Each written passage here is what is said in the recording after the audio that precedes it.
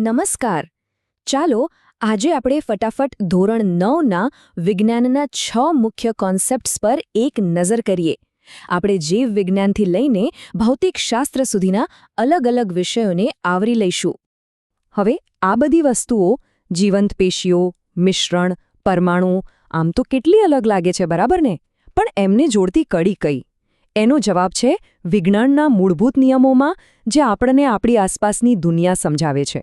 તો ચાલો શરૂઆત કરીએ જીવ વિજ્ઞાનથી અને સમજીએ કે વનસ્પતિ અને પ્રાણીઓના જે બિલ્ડિંગ બ્લોક્સ છે, એટલે કે પેશીઓ, એમાં મૂળભૂત તફાવત શું છે.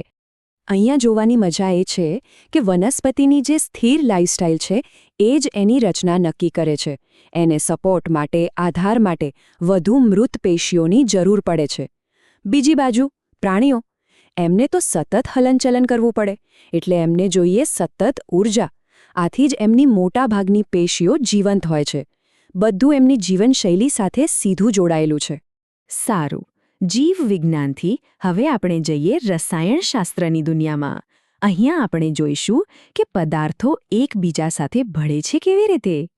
મિશ્રણમાં જો બધો ખેલ એ વાતનો છે કે શું એના ઘટકો એકબીજામાં એટલા ભળી જાય છે કે આપણે એને અલગ પાડી જ ન શકીએ, કે પછી એ અલગ અલગ દેખાય છે. બસ આ જ છે બે પ્રકારના મિશ્રણ વચ્ચેનો મુખ્ય તફાવત. જેમ કે સમાંગ મિશ્રણ, વિચારો કે પાણીમાં મીઠું ઓગાળી રહ્યા છીએ. એકવારે બરાબર ઓગળી જાય પછી શું આપણે મીઠું અને પાણીને અલગ અલગ જોઈ શકીએ છીએ?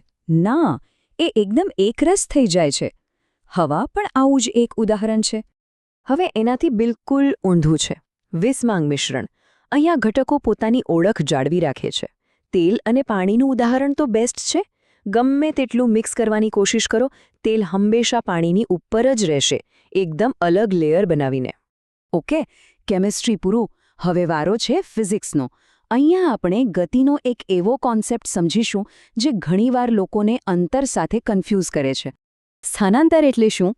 સીધી અને સરળ ભાષામાં કહીએ તો કોઈ વસ્તુ ક્યાંથી શરૂ થઈ અને ક્યાં પૂરી થઈ, બસ એ બે પોઈન્ટ્સ વચ્ચેનું સૌથી ટૂંકું સીધું અંતર. વચ્ચે ક્યાં ક્યાં ફરી, કેટલું ચાલ્યું, એનાથી કોઈ મતલબ નથી. જસ્ટ સ્ટાર્ટિંગ પોઈન્ટ અને એન્ડિંગ પોઈન્ટ. આને સમજવું તો એકદમ સહેલું છે. જુઓ, જો કોઈ વસ્તુ આગળની દિશામાં જાય તો સ્થાનાંતર પોઝિટિવ એટલે કે ધન ગણાય. જો એ પાછી ફરે વિરુદ્ધ દિશામાં તો નેગેટિવ એટલે કે ઋણ. અને જો એ ફરીને પાછી એ જ જગ્યાએ આવી જાય જ્યાંથી શરૂઆત કરી હતી તો સ્થાનાંતર થઈ જાય 0 એટલે કે 0. અને આને સમજવા માટે આનાથી સારું ઉદાહરણ બીજું કોઈ નથી. ઘરેથી સ્કૂલે ગયા અને સ્કૂલેથી પાછા ઘરે આવ્યા. ભલે દિવસમાં કેટલાય કિલોમીટરનું અંતર કાપ્યું હોય, પણ સ્થાનાંતર તો 0 જ કહેવાય. કેમ? કારણ કે સ્ટાર્ટિંગ પોઈન્ટ અને એન્ડિંગ પોઈન્ટ એક જ છે, ઘર. હવે વાત કરીએ ધ્વનિની, એટલે કે સાઉન્ડની, અને એક એવી સમસ્યા વિશે જે આપણે બધાએ ક્યારેક ને ક્યારેક અનુભવી હશે. ક્યારેક કોઈ મોટા ખાલી હોલમાં બૂમ પાડી છે, અવાજ કેવો ગુંજતો રહે છે એને, બસ એને જ કહેવાય અનુરણન.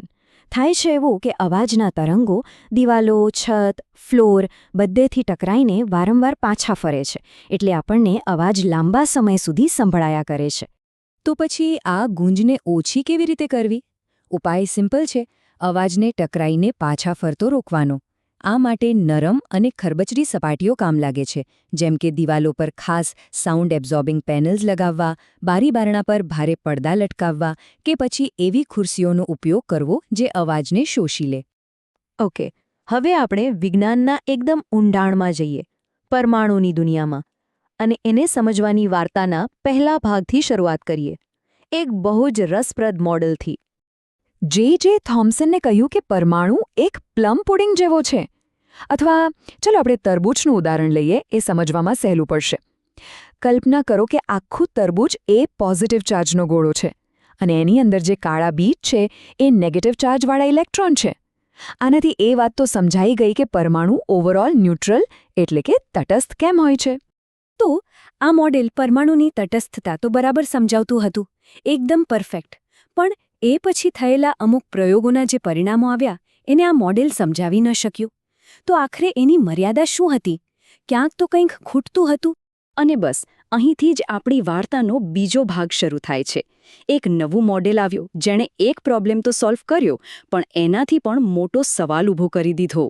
રુથરફોર્ડના પ્રયોગથી ખબર પડી કે પરમાણુનો લગભગ બધો જ પોઝિટિવ ચાર્જ અને દળ એના કેન્દ્રમાં એક નાનકડી જગ્યાએ ભેગો થયેલો છે, જેને ન્યુક્લિયસ કહેવાય, અને ઇલેક્ટ્રોન એની આસપાસ ફરે છે. આ એક બહુ મોટી શોધ હતી. એનાથી સમજાયું કે પ્રયોગમાં કેટલાક કણ અથડાઈને પાછા કેમ આવ્યા. પણ આ મોડેલમાં એક બહુ જ મોટી મૂળભૂત ખામી હતી. એ સમયના ફિઝિક્સના નિયમો કહેતા હતા કે જ્યારે પણ કોઈ ચાર્જ્ડ પાર્ટિકલ જેમ કે ઇલેક્ટ્રોન ગોળ ગોળ ફરે ત્યારે એણે સતત એનર્જી ગુમાવવી જોઈએ, અને જો એ એનર્જી ગુમાવે તો એણે ધીમે ધીમે સર્પાકારમાં અંદરની તરફ જઈને ન્યુક્લિયસમાં સમાઈ જવું જોઈએ. હવે વિચારો, જો રુથરફોર્ડનું મોડેલ સાચું હોય તો પરમાણુ સ્થિર રહી જ ન શકે. એ તો સેકન્ડના અમુક ભાગમાં જ તૂટી જાય. પણ હકીકત એ છે કે આપણી આસપાસની દરેક વસ્તુ પરમાણુઓથી બનેલી છે અને એ સ્થિર છે. તો સવાલ એ છે કે કેમ? જો પરમાણુ તૂટી નથી પડતા તો એવું કેમ છે? આ જ સવાલે ભૌતિકશાસ્ત્રની આખી દુનિયા બદલી નાખી અને એક નવી જ ક્રાંતિને જન્મ આપ્યો.